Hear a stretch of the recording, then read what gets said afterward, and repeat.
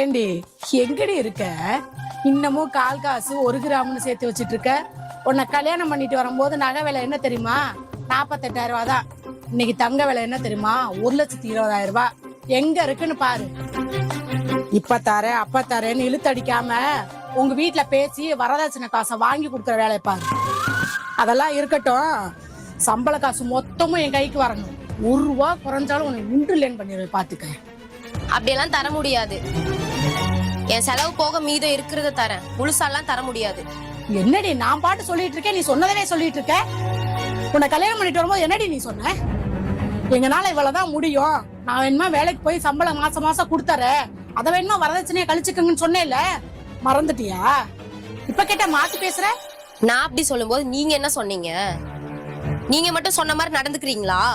இந்த வீட்டுக்கு வந்ததுக்கு அப்புறம் நான் உன்னை பெத்த பொண்ணு மாதிரி பாத்துக்கிறேன், எனக்கு அப்புறம் நீதான் எல்லாமே அப்படின்னு சொன்னீங்கல்ல. அதெல்லாம் நீ சொன்ன மாதிரி நடந்துகிட்டாதான். நான் எல்லாம் நல்லா தான் நடந்துக்கிறேன், நீ சரியா நடந்துக்கோ. என்னடி நீன்னு மரியாதை இல்லாம பேசுற? மா,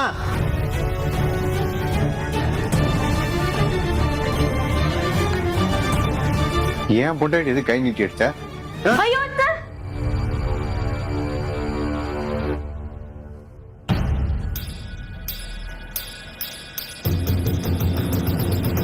என்னண்ணா அம்மா அடிக்கிற?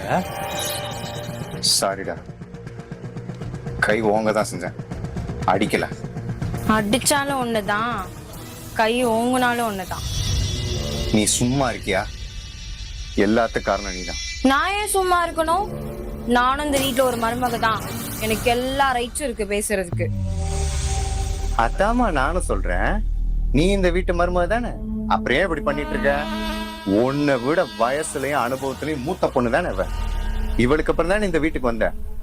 அவ எல்லா வேலையும் எடுத்து போட்டு செஞ்சுக்கிட்டு இருக்கா, உனக்கு பாக்குறதுக்கு என்ன?